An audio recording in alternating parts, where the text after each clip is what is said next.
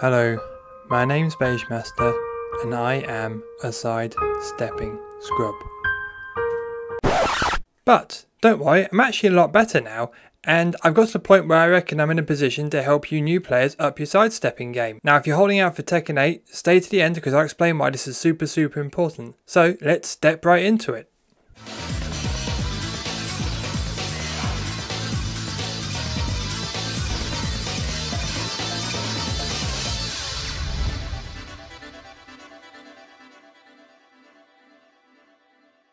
Hey Tekken players, hope you're all doing well.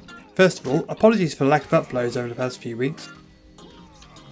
It's summer holidays here in the UK, so I've been spending a lot of time out and about enjoying the outside world with the family, but all back now. So I have wanted to make this video for ages, but I've been putting it off for a very long time. No, not just because I'm lazy, but because I have the old-fashioned view that if you're not very good at something, you shouldn't try teaching it to other people. I always knew that sidestepping was a fundamental skill to learn in Tekken, but I felt like I was rubbish at it, and be sure to drop this video a like if you've used any of these excuses yourself. Every time I tried to sidestep I just get clipped by some random move. Sidesteps in Tekken 7 aren't as strong in other games, so I don't tend to bother. I tend to play larger characters rather than waifus because last time I checked I do indeed have a Y chromosome, and so I always get hit when I try to move. There are so many variations on strings or moves you have to step, so I just don't know when to do it, so I don't bother.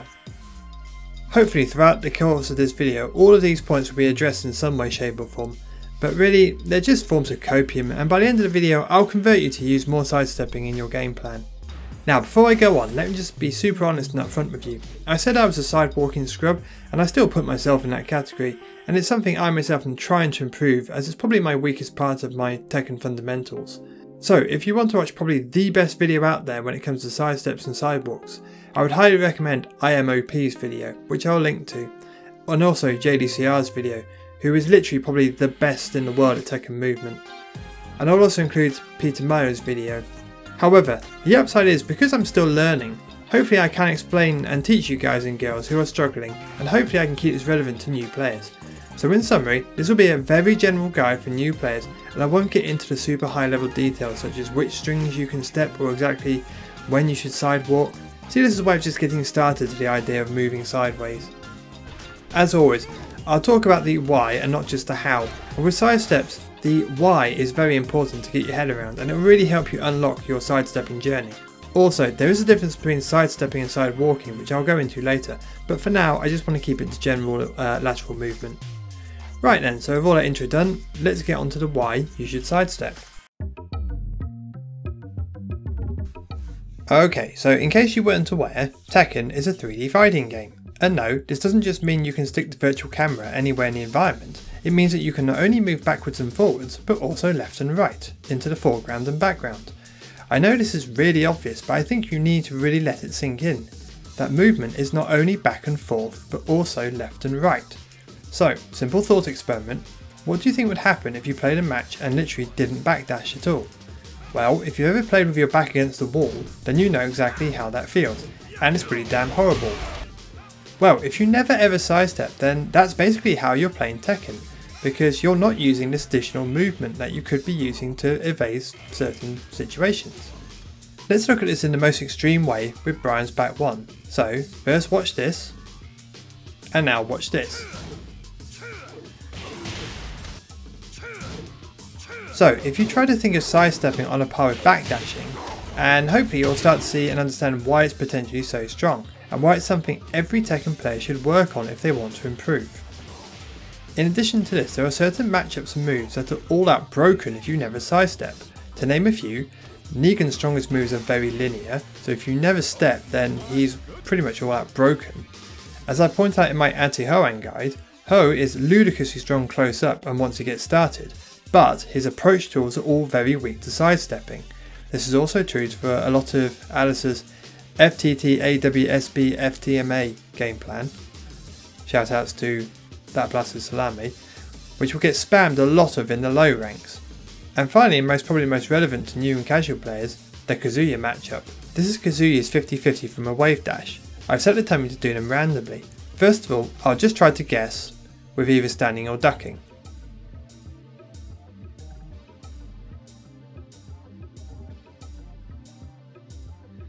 Okay, the same scenario, but now we'll try to sidestep to the left.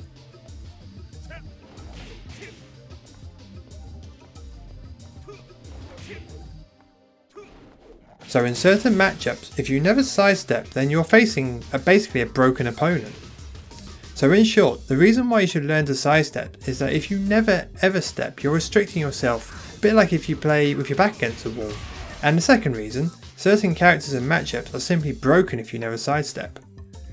Just a final thing to mention, although every character can and should utilise the ability to sidestep, the fact is that not all steps are created equally, and therefore some characters simply have much better movement than others.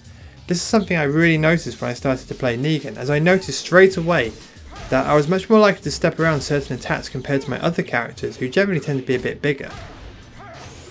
Now this shouldn't stop you learning how to sidestep if you play one of those other bigger characters, say Jack or Gigas, but it's just something you need to bear in mind.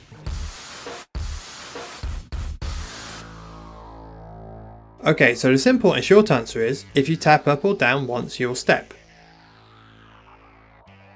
If you tap and hold, then you'll walk. So in some ways, this is actually far easier than learning to backdash, where you need to learn to KBD if you want to get really good movement. Just to be clear, while you're moving in a sidestep, it's important to note that you cannot block. This isn't such a big deal when you're doing a quick step, but it is important to consider if you're side walking, when you'll be dropping your guard for a longer period of time, but I'll get onto this more later. So we've covered the very basics of how, but let's look into why, in my opinion, people tend to stop trying to sidestep, and that's because you keep feeling you're getting hit. So let's get over the most important rule of sidestepping. If you take nothing else from this video, make it this one thing. After you complete a sidestep, you must hold back to block. So without getting into the nitty gritty detail, but in short, if you don't hold back after sidestepping, then you risk being clipped by either the second hit of a string or some other random move, which used to happen to me all the time, and it was the main reason why I didn't bother sidestepping. The thing you need to remember is, although you may think that you sidestepped around your opponent, in Tekken, if they either dash or there's another move, then this will realign with you. So you always need to keep blocking after you have stepped. The next important thing is to keep holding back until you can see that your opponent's move is whiffed before you try to punish. This is because if you sidestep and immediately try to throw out a move, you in effect expand your hurt box, which is basically a technical way of saying that you make yourself a bigger target, and so you're more likely to get clipped by your opponent.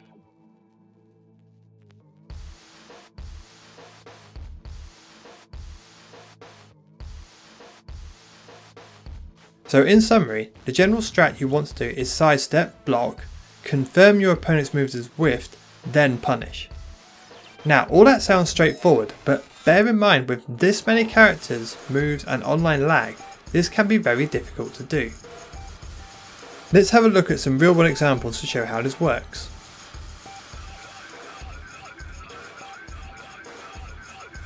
Now you'll notice most of the time it's best to punish with some sort of jab string.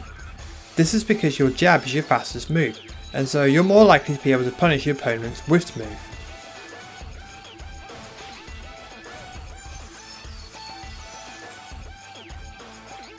Right, so having gone over the how you should sidestep correctly to not get clipped, let's talk about when exactly you should sidestep.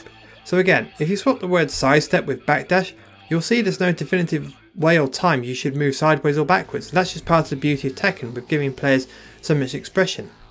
That being said, you didn't come here with platitudes, so let's go over some good scenarios to get started. So first of all, if you're at between -7 to 8 frames, then pretty much any move will hit you if you try to step as a general rule. If you're not sure what I mean when I talk about frames, I urge you to go and watch my frame guide, which is honestly one of my most favourite videos I've made. But to put it simply, don't try to step if you've been hit by a big attack. So that's pretty much the only time you shouldn't step as a general rule, unless you have a super hard read on your opponent. But in every other situation, there's no reason why you shouldn't consider stepping. Just bear in mind that sidestepping takes a certain amount of frames, and unless you have in your favour, the less likely you are to avoid something.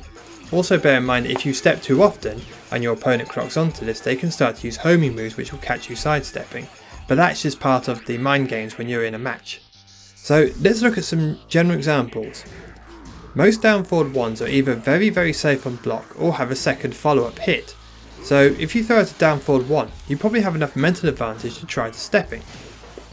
This is also true of jabs and jab strings. So these are classic examples of times you step if you're playing in neutral. Just see if your opponent can deal with the fact you like to move around. So this is where I would start. Throw out a safe or low risk poke, then sidestep block.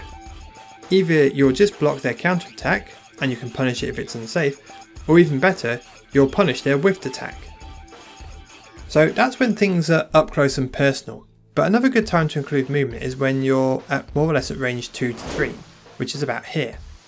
A lot of approach tools in Tekken are quite linear, but when you're this far away, a sidestep will often not be enough to avoid an attack, so this is where you want to consider side walking to avoid an incoming attack.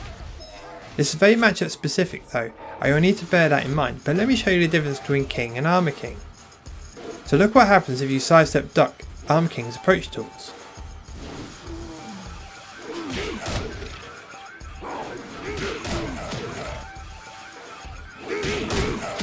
However, now look what happens if you try to do the same thing with regular King. So just bear this in mind when it comes to the character you're facing and ask yourself, do they have a good homing approach tool? Sidewalking can also be super effective at avoiding certain strings and getting around to your opponent's back. But again, remember that all the while you're sidewalking and you're not blocking, and a good opponent will clock onto this, so just keep that in mind.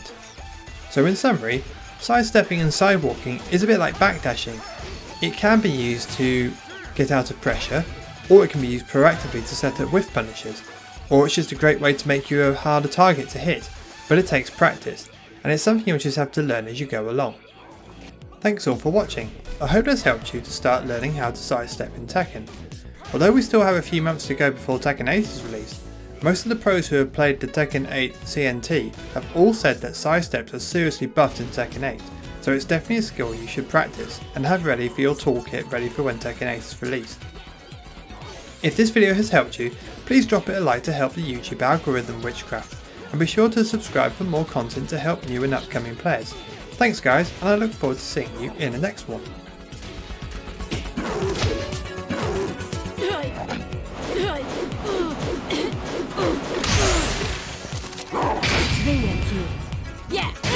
KO.